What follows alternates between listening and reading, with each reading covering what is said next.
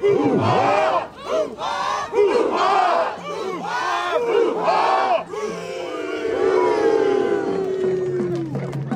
that's been going on for many generations, and this year just happens to be Paddle the Lummi 2019, and we're honored to be a host to land at, and for many tribes internationally, from Canada clear down to California.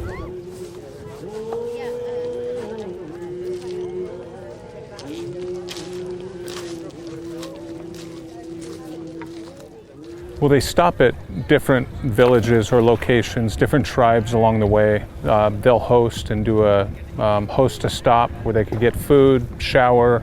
They'll pull their canoes out, rest, then get back on the water, move to the next location. We wear red for our missing and murdered Indigenous peoples.